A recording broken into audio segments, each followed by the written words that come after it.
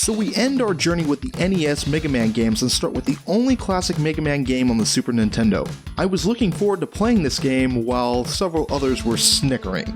Obviously those little bastards knew something I didn't, but that didn't stop me from going into Mega Man 7 optimistically like a little kid strolling across the street confidently, only to be hit by a truck. No doubt that the game hit me like a brick, and so now we're gonna sit down and talk about it. So get your safety gear because we are entering some brutal territory. I'm just kidding, because safety gear doesn't mean dick in this game. This is Mega Man 7.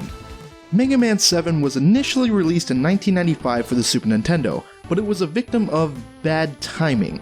By that I mean Capcom had the development team focusing primarily on the spin-off series Mega Man X, with the first game being released over a year before. So Mega Man 7 was developed in only 3 months. It's just a more advanced game on a stronger console. What could possibly go wrong? The development team was actually very devoted to completing the game, which is great even given the tight schedule. But they did in fact do something very intentional, which I'll be getting into a bit later. And they can kiss my ass for it. So how do we start off the story now that Dr. Wily has been imprisoned? Simple. He gets his wrinkly ass busted out of jail. Dr. Wily had 4 robot masters on standby, ready to search for him if he lost contact with them for several months. The robots eventually awaken and start wrecking house in the city. So Wily has been freed and now we need to give chase. Along the way we run into another robot by the name of Bass and his robotic companion Trouble. Bass feigns innocence in order to get close to Mega Man and Dr. Light, where he then steals the enhancements meant for Mega Man. Turns out Bass was also created by Dr. Wily for the sole purpose of being Mega Man's counter. All that really means is that we have another bitch to slap. Before we can get started with the Robot Masters, we have a short tutorial stage to help new players get a hold of the game's mechanics. And after that's done, we get to take on 4 Robot Masters. Yes, I said 4. The game is broken down into 2 sections of Robot Masters, then the Wily stages. It's sort of disappointing now that our options are more limited, but that's still not going to stop me from having a field day with these Robot Masters. The first Robot Masters are Burst Man, Cloud Man, Junk Man, and Freeze Man. Then we follow up with Slash Man, Spring Man, Shade Man, and Turbo Man. At this point I would go into detail about the robots' weapons, but honestly I don't have to. Why is that? Because Mega Man and Dr. Light explain how each weapon works after getting it. Every freaking time. The Scorch Wheel launches a flaming wheel, right? Only you can prevent wildfires. Shit. I'll be frank, I really don't give a damn about most of these weapons because they tend to be very unconventional to me. The only weapons I even like are the Thunderbolt, Junk Shield, and the Noise Crush. The Noise Crush fires quickly and Mega Man can absorb his own shot to fire a more powerful one. The Thunderbolt does good damage and keeps energy reasonable, and the Junk Shield is the shield to end all shields. It can take multiple hits, wears down gradually, and is the greatest middle finger to enemies trying to surround you. Any other weapon is one I use because I have to, because they generally have either odd physics or are just situational. Even the weapons I think are kind of cool. Aside from that, I'm either using the Mega Buster or the Junk Shield. Now let's get into one of the new characters, Otto. This guy has a shop which you can access by pressing select at the selection screen. You can buy all sorts of stuff from him, including the new items, by collecting the bolts that are dropped by enemies. Otto happens to be missing his Hyperbolt, so if you bring it to him from Springman's stage, all the items will be half off, along with several new items available to purchase. Use this to take advantage of the cost of E-tanks as well as the new weapon tank. Some items return and function like, if not exactly the same as they've done previously. These include E-tanks, Rush Jet, Rush Coil, the Energy Balancer, and the letter emblems, this time spelling out Rush. When you collect all the letters, you gain access to the Super Adapter, which is like having the power of Jet and Power Mega Man in one, then giving Mega Man brain damage by slapping him in the head with a textbook. This form's flight ability is very short and only lets Mega Man fly up at an angle, while the punching ability has stupidly short range until he gets an upgrade. Which now gets me into the new items, starting with Rush Search. Rush comes in and sniffs the ground, often finding items, or he can just fall asleep. Stupid dog! The weapon tank will refill all your weapon energy for every weapon. The exit part allows you to leave a Robot Master stage that you've previously completed. The Hyper Rocket Buster is the upgrade to the Super Adapter that lets the form's fist attack reach farther and home in on enemies.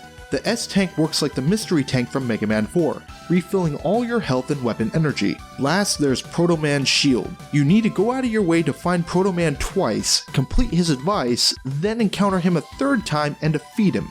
The shield, however, is basically worthless unless you're standing still. Finally, Beat makes his return, but he was also lobotomized in order to be in this game. Instead of harming enemies, he will pull Mega Man out of a pit if he falls, which he can only do a limited number of times. So with all this new stuff, you would think that Mega Man 7 would be a fantastic game, right?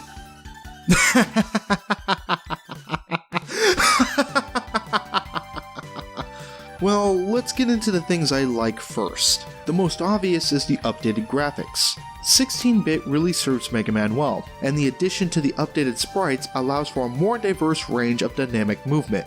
The stages look quite nice, and the obstacles in the stages really suit the type of robot master you'll face at the end. Like Springman Stage. They're bouncy, trouncy, flouncy, pouncy, fun, fun, fun, fun, fun. But the most wonderful thing about Tigger is I'm the only one. The robot masters all look pretty cool now that the 16-bit style can give them more detail. So what's the problem here? Well, just about everything else. Let's start with the Robot Masters.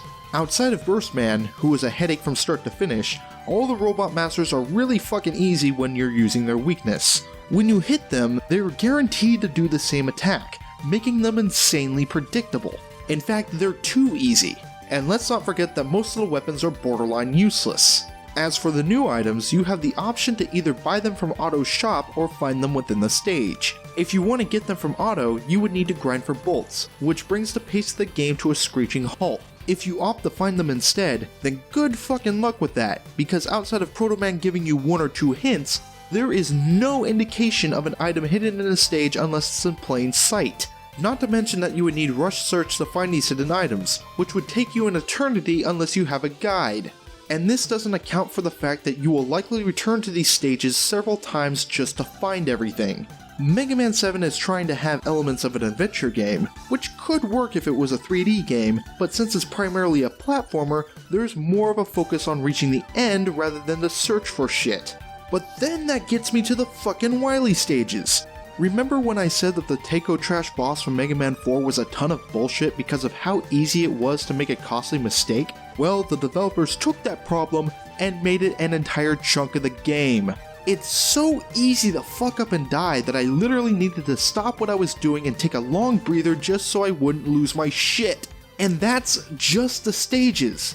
The bosses are far worse, and when you go up against base, you'll likely get your shit pushed in if you don't have the super adapter, which, if I need to remind you, you need to find the letters for. But wait, there's more. Dr. Wily himself decided to upgrade his machine to something that was straight out of Kaizo Mario. The Wily machine isn't that bad, in fact it's probably the easiest boss, but then you have the Wily Capsule. The developers intentionally made this boss so stupidly hard so that you needed energy tanks to beat it, and to the game's credit you don't need to take on all the Wily stages at once like you used to, so you can load up on E-tanks. But there is a big difference between making something hard and making something enjoyable, even if it is a challenge. And the Wily Capsule is one of the biggest fucking killjoys I've ever encountered in a video game.